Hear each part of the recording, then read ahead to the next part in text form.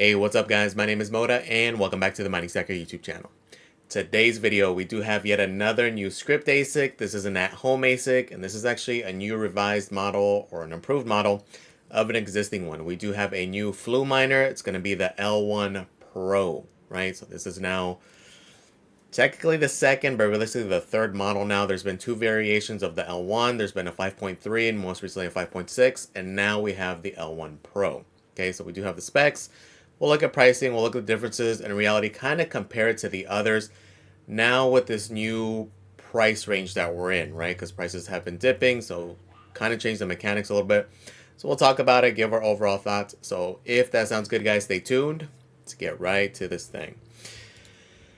So they did drop a new Fluminer. It's the L1 Pro now, right? So this is now technically the third iteration. The original L1 came in at 5.3 gigahash. Ultimately, this past few months, it is now a 5.6 gigahash model, and now the L1 Pro. So when we compare the L1, the new revised model 5.6 over to 6, not that big of a difference. It is a little bit heftier difference from that original first gen being 5.3, right? Is it really enough to justify it being a new model? In my opinion, not really, right? Realistically, they probably should have just kept the naming moniker and just offered the three different bins, the three different models, essentially, right? Because at this point, it is the same efficiency. It's one thing maybe if it was slightly better efficiency. It literally just seems like it's just clocked differently, right? It seems like it's the same chips, clocked a little bit differently. One thing we did notice is you can see actually in enhancers pictures the addition of new fans, right? So the original model only had 3 fans in the back.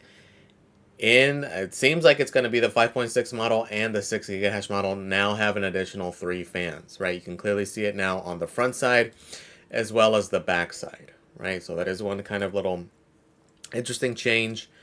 And shout out to RPM. He's actually going to do a live stream tomorrow talking about potentially being able to upgrade the 5.3 model to a 5.6 gigahash model, right? So I don't know if it's going to be a little kit they're going to sell or if you're able to just add your own fans. Like I'm assuming that's a big part of the change, most likely just adding the fans and clocking the thing a little bit higher, right? So tune into that one. For you guys who do have a 5.3, that'll be a very interesting one for you. As far as looking at like pricing and such goes, which is really the bigger concern, prices definitely have retraced. Initially, this was the original batch price for you guys to remember when it was originally announced, and it kept getting delayed until it finally did come out, and that was around the time that Doge did pump, so these things did go as high as like the 5,000-6,000 range. Ultimately, this is the price point they're at now. For example, Nhash does have it at $31.99 shipped for the new model, the 6 gigahash model, the Pro model. The 5.6, oddly enough, they do have it a little bit higher, but it's probably just because it's spot, right? Meaning it's available now, it'll ship now versus this guy. End of May, early June batch. Who knows if we're on pace or not, but that's the difference there. Now, as far as comparing it to the others, again, the key thing here is the efficiency.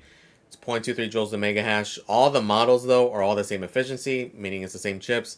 And overall, it's not bad, right? It's within like 10% of the most efficient units, which is extremely impressive, right? And this is something I hope we do kind of continue to see, that we're able to get a smaller slice of the pie in the ASIC game, right? Previously, the only option we had essentially was the high-end Bitmain units and then the gold shell units with a much crappier efficiency, right? The beauty here is if we're able to get a slice of the pie, obviously it's going to be a little bit more expensive just because, again, it is a consolidated version.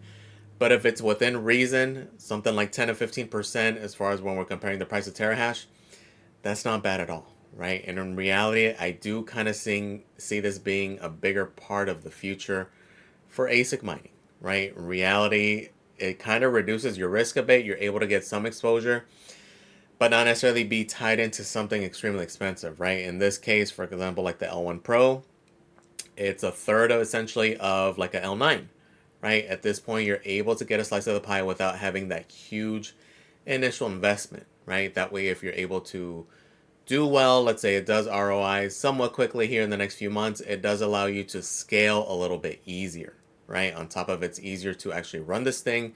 Infrastructure isn't as huge because, again, running those larger ASICs, you better have good cooling, especially if you're in a hot climate, right? Versus these guys, They're actually low enough where, depending on your circuitry, depending on your setup, you can actually run it indoors. Realistically, this guy being at 1400 watts and potentially higher, right? That initial L1, I know pissed off a lot of people because it was rated at 1200, and realistically it was actually a little bit higher. In some cases closer to 1300. The reason it's a bigger deal is because that's kind of maxing out a 15 amp 110 volt circuit, right? So kind of depends on your use case. One thing I will say is I've been kind of experimenting with the others, like the little Jazz Miner, as well as like the DG Home 1, just to kind of see how they do in like a hot climate in the garage. They've surprisingly been holding up fairly well, and that's without any additional cooling than what's kind of there. I was kind of expecting to put like additional fans on the Jazz Miner, maybe something else, or maybe just a direct bigger fan in front of those guys just to kind of help circulate the heat. They've actually been holding up just fine, right? So realistically, the appeal here would be to have it probably out of the house, right? During the wintertime, if you're in a cold place, that can be of use to you, but 1400 watts in the summer, something you don't want to necessarily have in the house, right?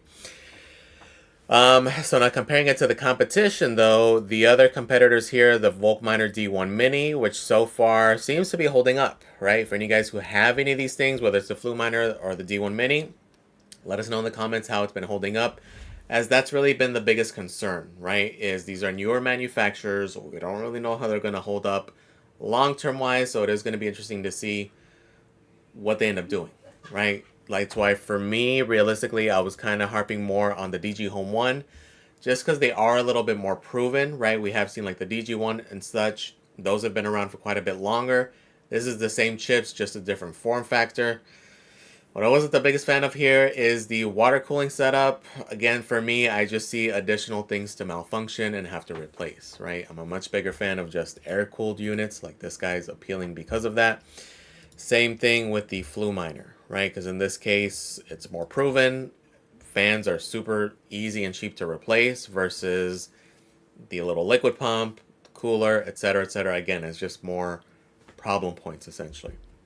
But when we compare the D1 Mini, same efficiency, very similar price to hash. Again, this is going to be more of a just what's more ideal for you. This one you can get an even smaller slice of the pie. Again, kind of appealing in that sense. And then the wattage on this thing, right? You can definitely run 2 on a 110 volt circuit, and you can have a third one on a separate circuit, right? So it gives you more versatility, especially if you are limited to running it indoors, right? If you're in an apartment, condo, you're not going to have that garage option. So in that case, these guys could be more appealing, right? So it's kind of just going to be scenario based. Like for me, I would much rather prefer the density here, right? Having one unit versus all these little other units, right? So it's just more of a personal preference.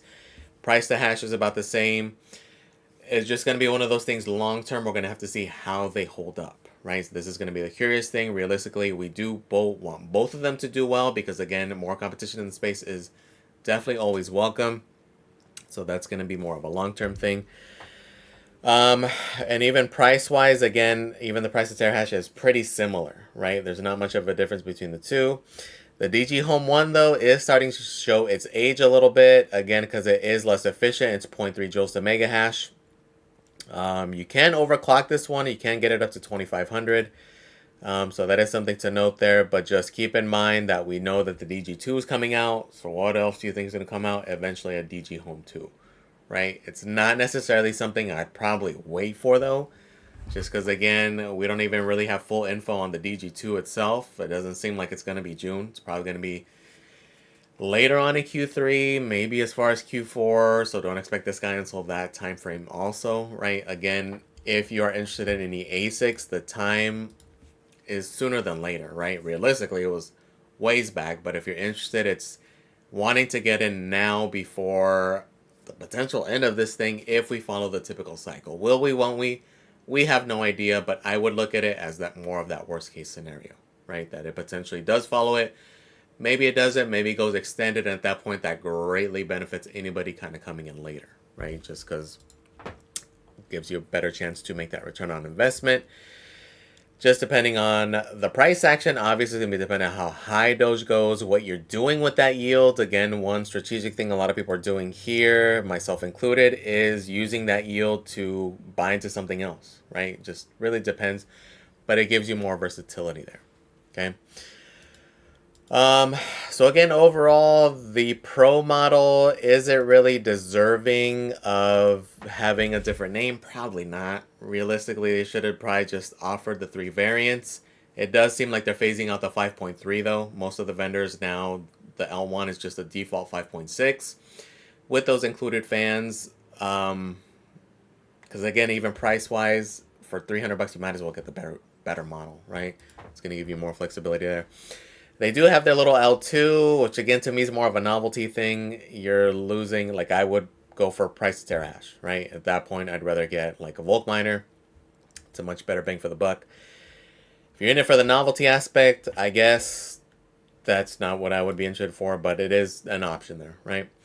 So overall, not that big of a deal, not that big of an increase. Again, if you're gonna get it, you might as well spend the extra 300 bucks though and get the superior unit, or in this case, save a little bit and get more hash. You may have to wait a little bit though. That's kind of the one of the key things with doing these little pre-orders. But so I wanted to keep you guys updated just because again, this is one of the more popular things, and then just for me to reach out to you guys to update us. Any of you guys who've had these things, have you had any issues? How's it performing? Is it running really hot? Is it running within range? I know that was a big thing with the 5.3s, is that they were realistically running a little bit higher. Are the 5.6s any different? Let us know in the comments, guys. Please comment, like, and subscribe, guys. Thank you for watching. I really do appreciate it. I am out.